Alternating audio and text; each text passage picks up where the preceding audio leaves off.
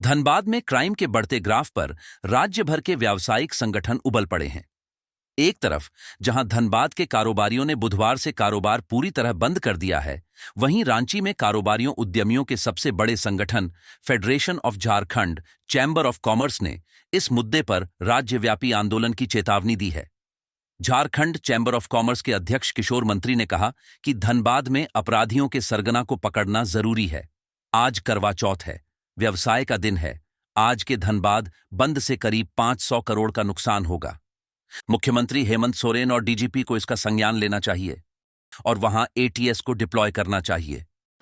हमने भी इस बात पर संज्ञान लिया और मालूम किया कि आखिर ये कांड होता कैसे है। इस पर वहाँ के ही लोगों ने बताया कि ये जब धमकी आती है और जब कांड हो जाता है तो तुरंत वहाँ के एक न्यूज़ चैनल सिटी लाइव में तुरंत इसका ब्यौरा आ जाता है, जो ये समझा जाता है कि वो इसके साथ में जुड़ा हुआ है।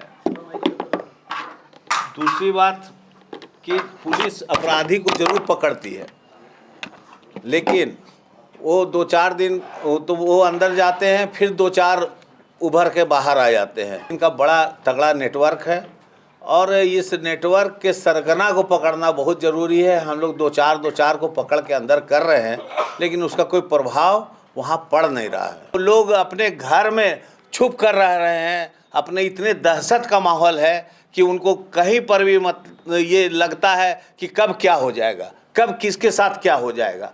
तो इस ऐसी स्थिति में व्यापार तो बढ़ेगा नहीं, पलायन जरूर होगा। आज जो एक दिन का धनबाद का आज का बंद 500 करोड़ रुपया का नुकसान है वहाँ के व्यापार में। लोगों में इसकी दहशत इतनी फैली हुई है कि आम आदमी जो व्यापारी अपना व्यापार से फुर्सत नहीं है, वो आदमी आज रोड पर उतर करके अपनी सुरक्षा मांग रहा है। मैं माननीय मुख्यमंत्री जी से अनुरोध करूंगा कि इसको संज्ञान में लें। ये बहुत गंभीर मामला है। झारखंड चैम्बर के law and order sub committee के चेयरमैन राम बांगड़ ने कहा कि सरकार को डीआईजी लेवल पर एक अलग टास्क फोर्स का गठन करना चाहिए, जिससे अपराधियों पर लगाम कसा जा सके। उन्होंने कहा कि अपराधी विदेश से ऑपरेट कर रहे हैं।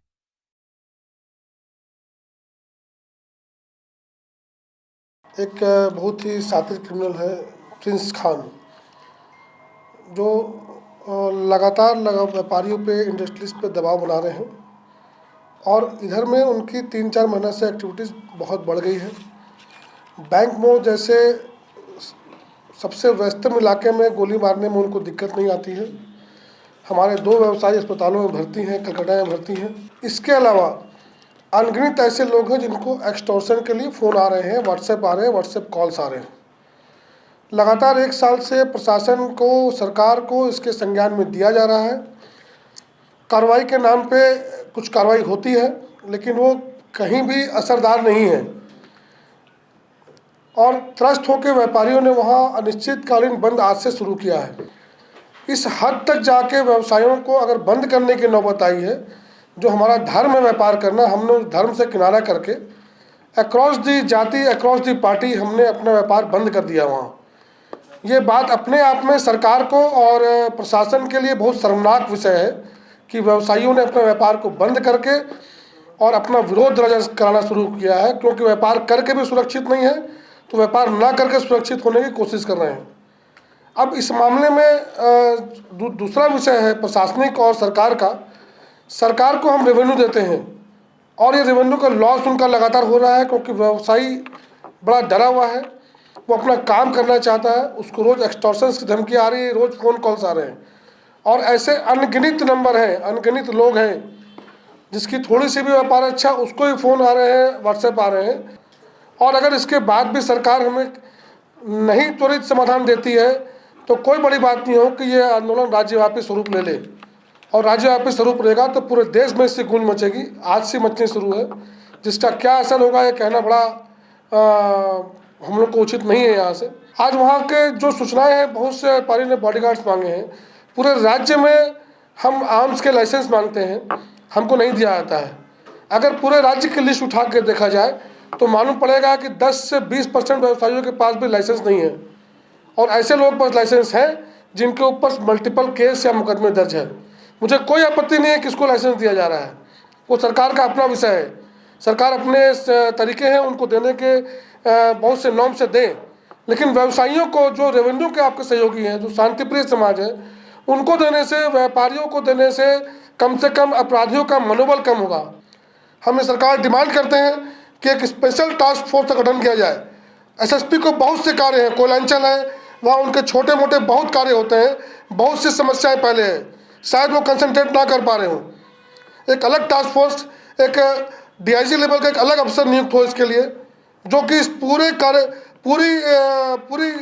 कार्यशैली को स्टडी करके एक अलग से कार्रवाई करे। एक अलग टास्क फोर्स हो, एक अलग उसके लिए अलग से फोर्स डिप्लॉयमेंट हो, चाहे वो एटीएस से हो, एसटीएफ से हो, किसी से हो, और उसका, ताकि अपराधियों का मनोबल तुरंत कम होना चाहिए। व्यवसायी रोहित पोद्दार का कहना है कि अगर धनबाद थाने में जाकर कोई व्यवसायी कंप्लेन कर रहा है तो अपराधियों को उसका पता चल जाता है।